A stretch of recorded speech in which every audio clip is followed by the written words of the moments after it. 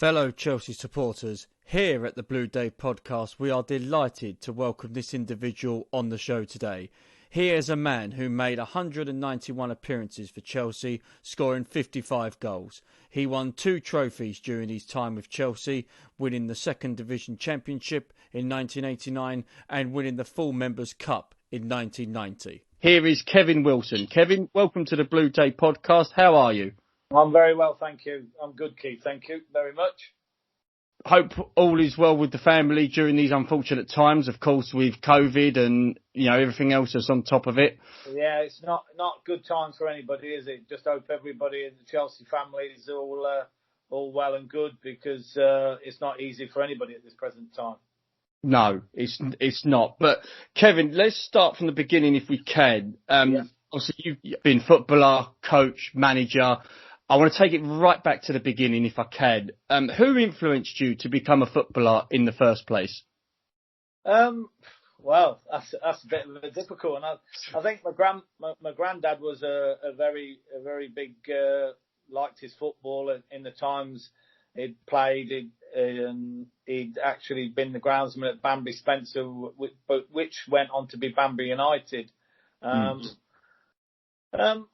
I most probably had a lot of people, my mum and dad, they were there because they gave me the encouragement, and when things were tough, they kept me going and things like that. But most probably a guy called Otter Jordan when I was younger, a club called Ruscott Sports. He helped me and developed me, and then I went on to Banbury United, where the manager there was Brian Stone, who actually then took me to a few clubs who invited me in. I went to Wimbledon. I think I went to Leicester, Stoke. I actually did sign for Stoke, for Sheffield United on a 3-year contract. And I played in three games in reserves and scored 2 goals. And I all of a sudden, I got a phone call to say that I had a problem with my knee. And they couldn't put they couldn't carry on, and unfortunately I had to go back to Banbury United, and it was sort of world ending, that was really. But you get through it and you survive it, and then you try to develop from there.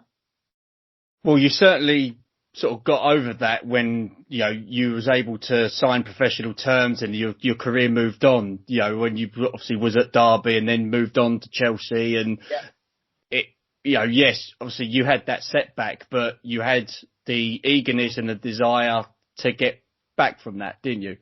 Yeah, I think that's one of the things that you got to have. You've got to have it's not just physical strength that you've got to have. You've got to have mental strength to deal with the ups and downs of football. You get your good times, you get your bad times, and I was fortunate enough not to have too many bad injuries, but when you are injured, you've got to have that strength of character to come back and then try to get back in the side. The hardest one is mostly when you're fit and you're not being selected, so they're mostly the harder times. You look at it nowadays and squad rotation is a big thing. I wanted to play in every game, and whether that was the day after or 2 days or 3 days after, you still wanted to play, because it was down to you to keep yourself fit and make sure that you're ready for the next game. I do agree with that. In regards to when you was a young boy and you was watching football as a kid, who was your favourite player growing up? I most really looked up. I used to like Kevin Keegan, really. I never had his curly hair, but I mostly looked at it and looked at it from a point of view that he played in a very similar way that I did. He mostly went on to get a few more medals than I did in my career, but he was somebody that I liked watching play, and I'd like to look at a lot of strikers at the time that you sort of look at Alan Clark at Leeds and different people, really, just to get little bits off every individual. And then as you go on and you start playing senior football, with me at Banbury United, you learn off the older experienced players. I always remember playing with a guy called Hugh Curran, who was a Scottish international. He came in as Banbury as a player manager, and I played up front with him. And I watched him one training session, and I thought, wow, he got a great touch. Technically, he was good. It was fantastic on free kicks, and he sat with me one day and spoke to me what I wanted to do, and I just said I want to be a professional footballer. And he said, well, you're with the majority, but you've got a great chance with what you can do. So, he helped by just seeing him do the bits he did, and I asked him certain things. How did he help? Sort of develop them, his skills, and hopefully, well, it did help me along the way. So you take a little bits from everybody really that you deal with, and then when you become a manager, you're passing that on from your side as a player. And I suppose when you've had that experience, it's a lot easier for you to maybe transmit that onto players, especially like the younger ones, with your experiences of dealing with them different situations.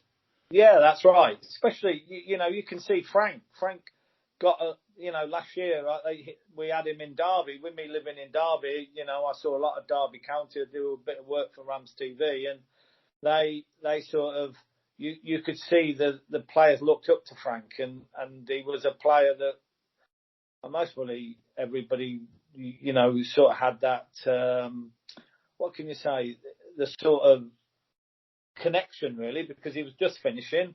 These young players were coming on in their career, and Frank could pass his experiences on, and with Jody Morris as his number 2, they got the great opportunity to go to Chelsea, and I think in the first season they did a fantastic job, and that's what he's done, and he will carry on doing that. He's having a little bit of a rough time at the present moment, but I think he will come out of it. Chelsea fans have got to stick with him and back him, and they've got a lot of players that have come in from different clubs, and they've got off to a great start, and then all of a sudden have had a little bit of a dip. But the Premiership is relentless, and especially at this present moment with COVID, they're playing quite a lot of games in a quick succession, and they've got to just be patient and stick with Frank, because he's one of the legends of the football club, and hopefully people will give him time. But it's so easy on social media at the minute, isn't it, where you can voice your opinion, and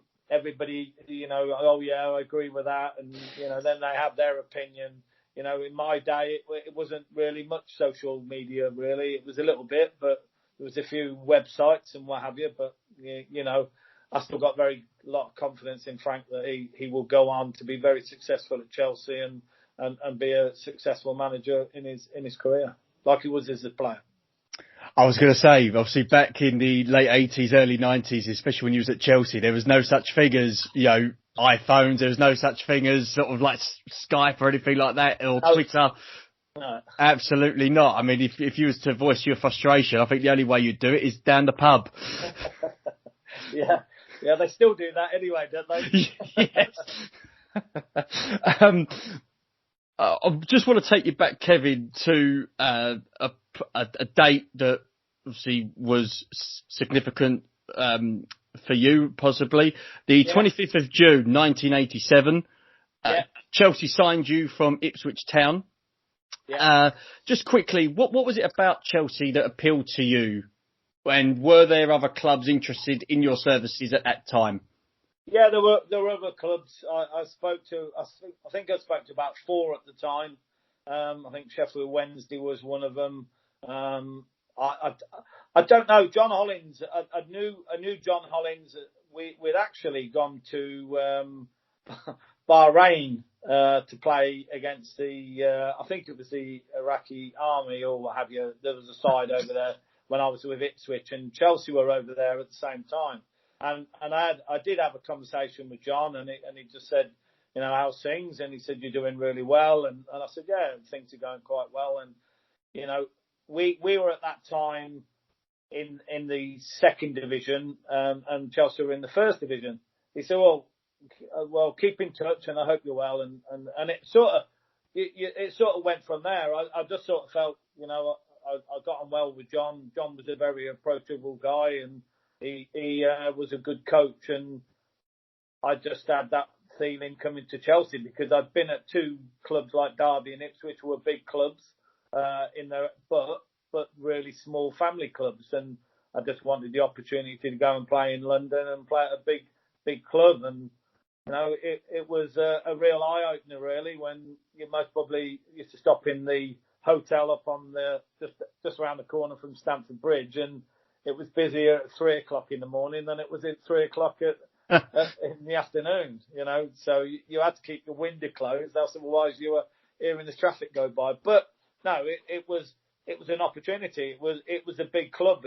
Even though it was just a lot of celebrity status, people would come to watch Chelsea and what have you, and it was just a club that I wanted to come to, and they had good players at that time. What was John Hollins like as a coach? Yeah, very good, very good. He was excellent. He just like as he was a player, he passed on what he was good at, and that's what he said to you. You got to go out and show what you're good at. And unfortunately, we didn't get off to the best of starts. So I think actually I'd had a good pre-season. I think I got about 8 or 9 goals in pre-season, and Ken Bates had offered me a new contract, but I didn't start the season for one way or another, and it was a long time before I got an opportunity. But that's the times when you have to keep focused. You have to make sure that you keep yourself fit when you're not playing and you're only getting little pieces. But I can still remember my first goal, to the day. We were 1-0 down against West Ham, and I picked it up and fired it in at the near post. So it was good because it sort of took a lot of weight off my shoulders. And I think scoring against one of your London rivals, I sort of become not mostly a cult hero, but a hero in a way, because otherwise we'd have mostly gone on and lost the game 1-0. But all of a sudden things sort of changed for me at Chelsea, because I think I came in to replace David Speedy, who was a real fan's favourite, and I had to live up to what I'd been doing at Ipswich. I'd come away from Ipswich and scored 25 goals the year before. Scored 49 goals in something like 111 appearances, I think, and I think a lot of things were expected of me, and I didn't feel John gave me the opportunity when he should have, and that was mostly at the start of the season. But when you had the likes of Gordon Jury and Kerry Dixon in front of you, maybe I wasn't one of them that I just had to wait for my turn. Well, it's funny you should mention about the West Ham sort of game that was in December, because you said that was your first goal. Yeah. Was you, looking back on it, was you say mentally affected? Did it sort of play on your mind a little bit that your debut was in August, albeit on the bench against Sheffield Wednesday, and you didn't score until the December? Did it play on your mind a lot within that time frame that you have, again, strikers are judged on their goals, and the fact that you didn't score immediately, you didn't have that maybe rapport with the crowd immediately. Did that play on your mind a little bit? No, as a striker, you got to keep believing in yourself and be positive, and keep going in them situations that you've mostly missed them chances before. There's nothing worse than I see strikers now where balls get whizzed in the box and they're nowhere near. We were taught to get across the near post and get where the other striker weren't going to go, to get your opportunities.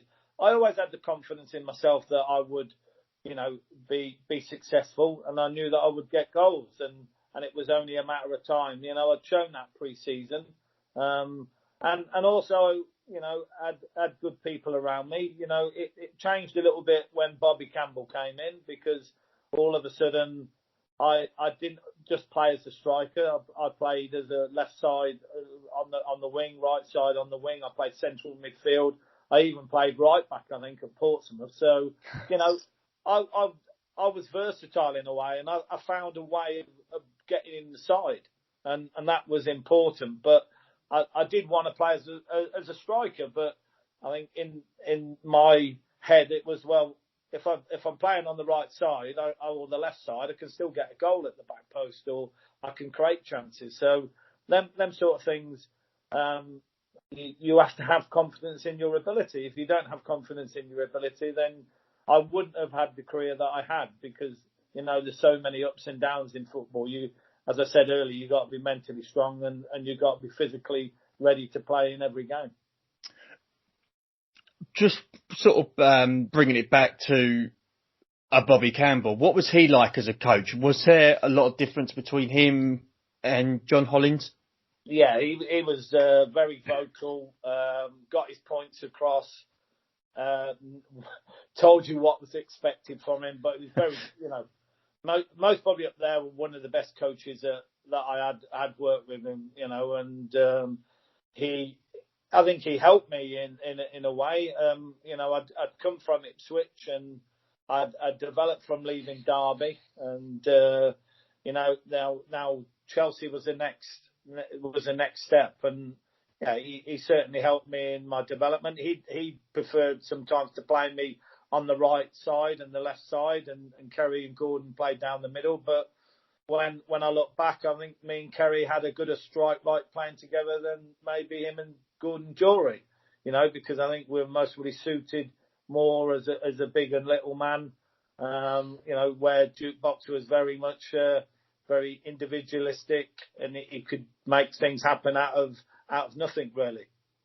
Right, yeah.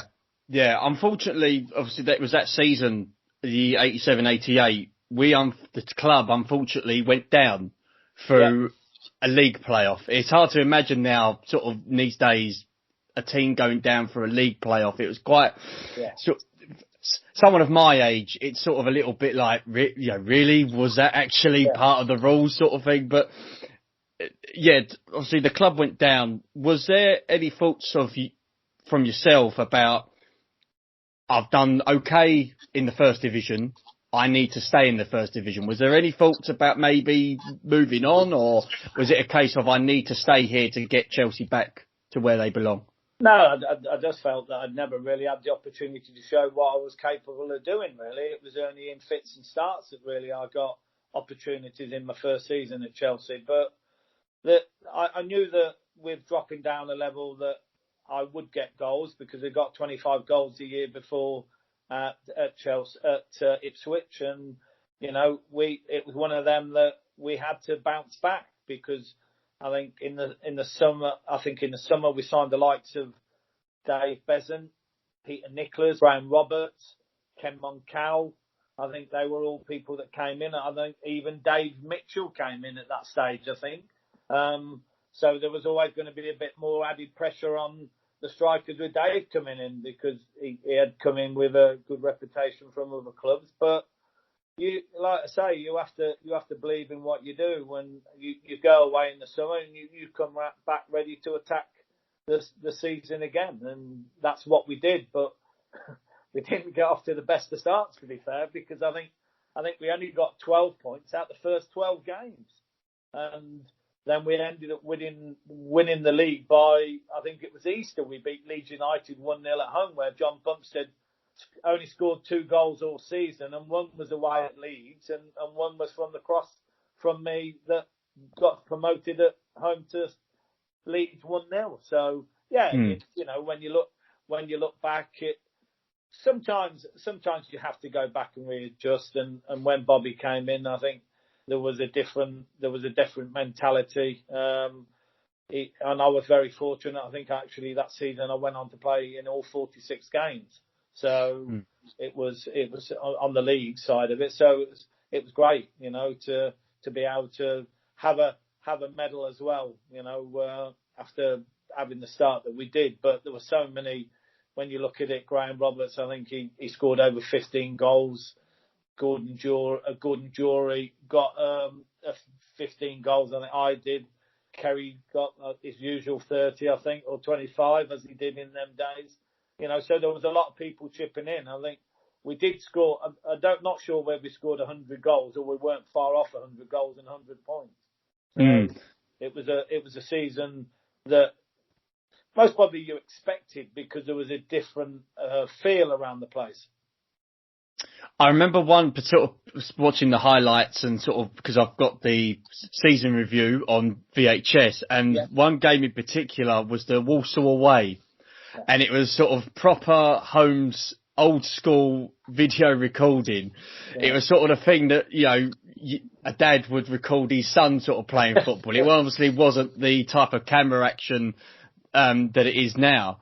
The Walsall game, we won 7-0. What that sort of period where we was winning game after game after game, that must have, you know, brought the confidence back up, surely. Yeah, of course it was. You know, I don't even think Kerry played that day. I think I played up front with, I'm not sure whether Kerry did play. I think it was me and Gordon. I think Gordon got 5, didn't he?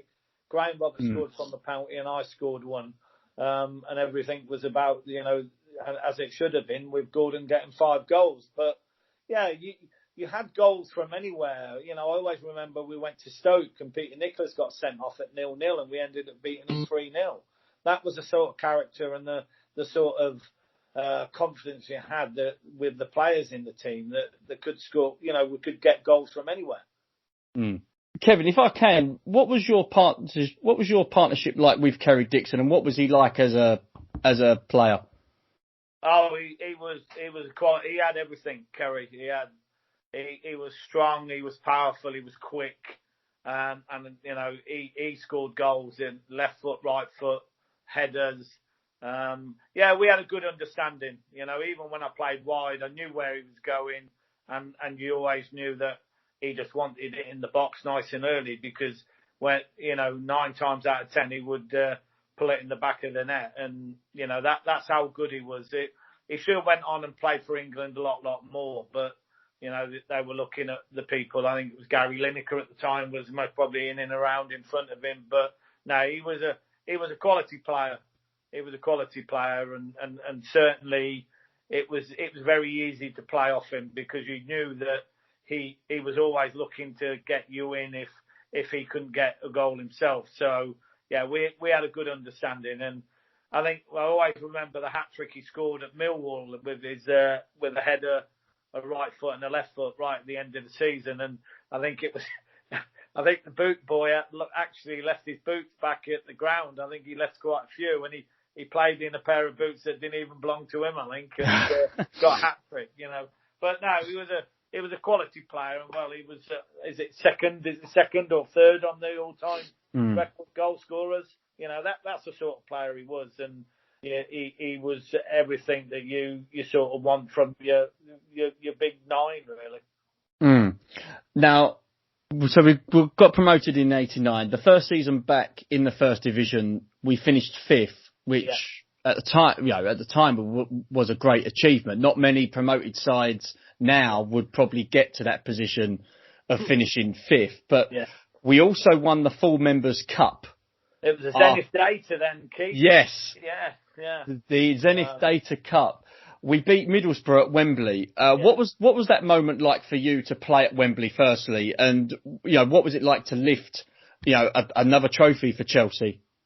Yeah, you know, being able to play at the, you know, Wembley was everybody's dream, and I think it was 80,000 people there, or maybe 90,000 people for a Zenith Data final. But we'd really done well to get there through the rounds. But it was a great experience to play at Wembley. I got brought down for the free kick. I think Tony Dorigo scored. Is that right? Yeah, with a free kick. So yeah, we won 0. It was a very close game, and you know, after getting promoted the year before, you know, we'd really built a real strong side, and you know, we'd had a good season as well, finishing 5th, and I think we'd surprised a few teams.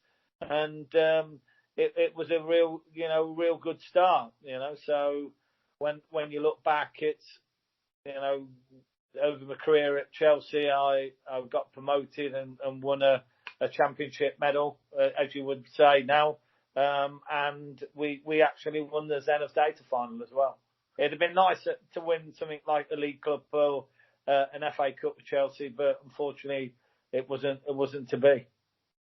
Yeah. sort of moving on sort of a little bit from 1990, I want to sort of just fast track to 92. So sort of like the end of your time at Chelsea. It seems you had a falling out with Ian Porterfield. Now, we obviously changed from Bobby Campbell to Ian Porterfield. With that, it subsequently meant that you was transferred to Notts County in 92. What was the overriding factors in leaving Chelsea? I didn't have a fallout with Ian. Ian was probably the most mellow man that you would ever wish to come across, and we had conversations. I wanted to play on 30. I think I was 32 at the time.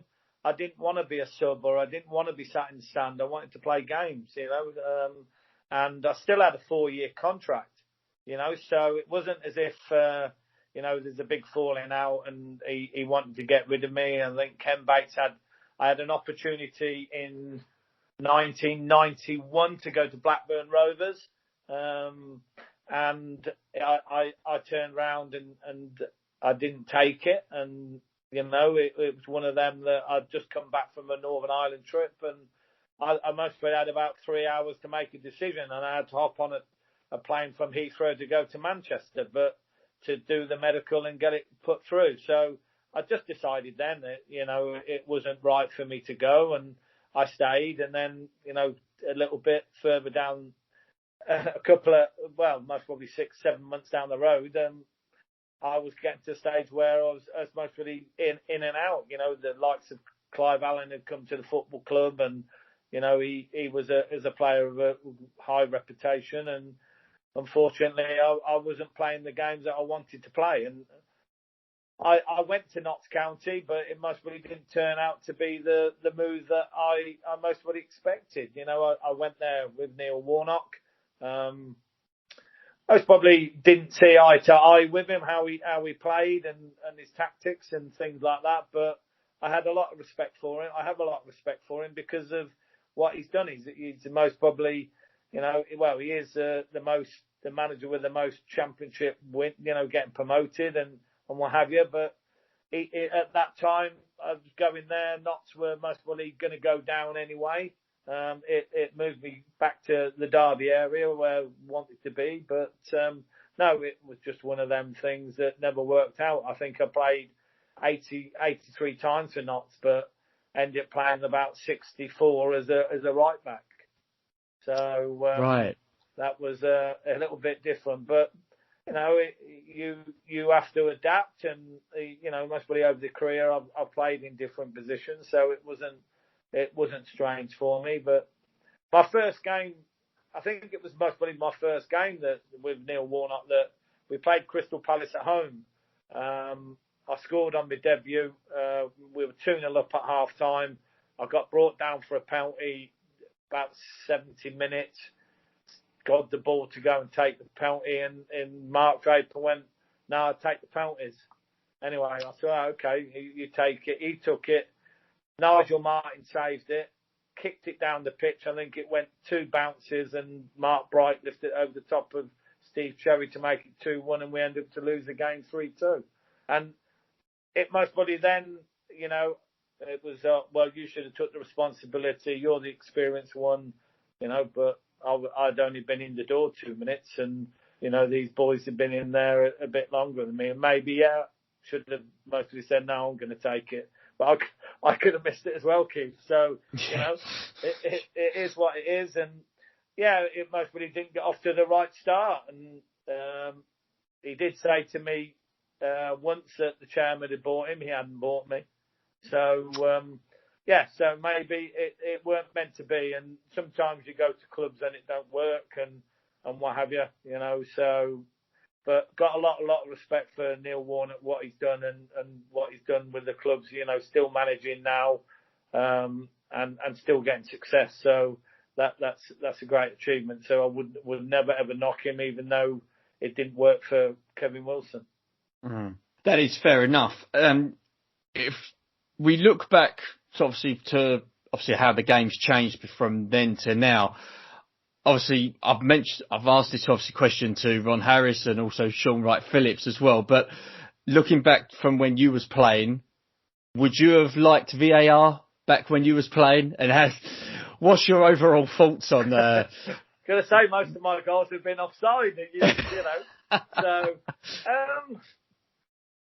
there's good points and there's bad points with VAR. You know, they've got to get it right, haven't they? You know, for me, it takes too long. The game's going on, and then you could be back 2 minutes, and all of a sudden it's a penalty. You know, they've got to do something. I preferred it the old route, but you knew it was going to go that way with the speed of the game now, and you know the linesmen or assistant referees now, as they're called, keeping up the play. It's not easy, but it just takes too long for me, you know, and it's one of them that you can be celebrating a goal and then all of a sudden you're brought down to earth when you've got your arm offside or your leg just slightly offside. You know, I did prefer the old rule where, you know, if the striker was slightly there looking in front, that it was still onside really. So I still think I'm going to sit on the fence a little bit on this one, Keith, because I think it just needs to improve. You know, there's so many you see different games and so many different opinions on different decisions. If you got back and looked at certain games in the season and then looked at another game, you'll be going, well, they give a penalty in that game. I actually did, I don't know if I'm allowed to say Rams TV on. No, that's fine. That's fine. I looked at it, and there was a penalty in the Sheffield Wednesday game, and I thought it was a blatant penalty. And, you know, if it had gone to VAR, they would have given it. But I just think it just needs to be a little bit better and be more precise on its decisions.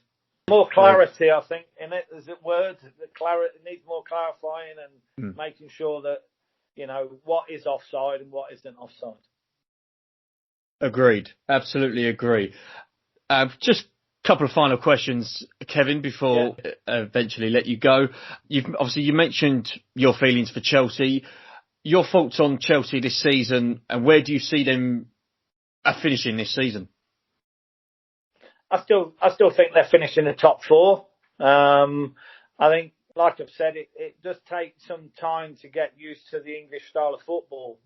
It's a lot different when you're playing Germany and Italy. They don't play as many, you know, midweek games and things like that as much. And I just think you come over to England and the game is a lot more physical and more demanding than the most very slow tempo of the German league and the Italian league, you know. So I just think they need time, and the fans need to give them time to come through, because there's a lot of that have been signed who have started well and now they're just going through a bit of a difficult period.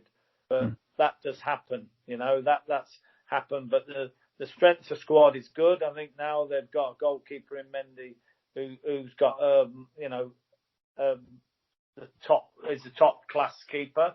And it's mostly now we have to shift a few. Now in the window, we have to shift a bit of Deadwood out, and you know, maybe add one to, you know, what he's got, because you know, the younger players came through last year and did really well, and you'd like to maybe see some of them given their head and given their opportunity again, because you know that Gilmore, you know, is a player that is going to be there. You know, he's along there with Phil Foden, isn't he? With the qualities he's got. But you understand that they have to have time and they have to get the right time to develop. But I think he's got more man. He's got man of the match in the Champions League, man of the match in the FA Cup, and man of the match in the league in his first game. So, you know, he's certainly one that you can see going. But he's mostly got to play with the right person in, you know, the right people in midfield. Mason Mount, I've seen a lot of him last year at Derby. And the year before when Frank was at Derby, and he's come on and gone where you would expected him to go. You know, he's a player with lots of quality. He'd be a player that, you know, early doors, I think Chelsea fans were a little bit on his back, but I think he's shown his true worth to the team. And I honestly believe that Chelsea will we'll get back to the early season form and start scoring goals again. Let's just hope that happens for Frank and the boys this season. Kevin, finally, how do you look back on your overall career at Chelsea? Yeah, I think I did okay. I think certainly, I won a Player of the Year award from the supporters at Chelsea. So, and every time I've gone back, I've always had a good reception when I've gone on the pitch at half time. So, yeah, I'm still remembered, and that's always nice as a player. It certainly wasn't easy at the start, but I persevered and it worked out to be right. And maybe looking back, maybe we should have given it a little bit more time, and persevered and tried to get myself through. But I wanted to play football and what have you. But I had a lot of good times at Chelsea. Winning the league and also winning the Zenith Data, and we had some great results, and I played with some very good, some excellent players, and it certainly a lot. It's great to go back and bring back lots of good memories because it was a good time in my career. Brilliant. Well, Kevin, thank you very much for joining us on the Blue Day podcast. We do appreciate your time, and hopefully, when this COVID is over, we can all get to Stamford Bridge again one day and cheer on the mighty Chelsea once again. Well, that's what we all hope for. That's what we're looking for. And also, Keith, thank you very much for the invite. It's been very much appreciated. That's absolutely fine. I appreciate your time. Kevin, thank you very much for joining us. Take care. Look after yourself, Keith. Take care. Bye-bye.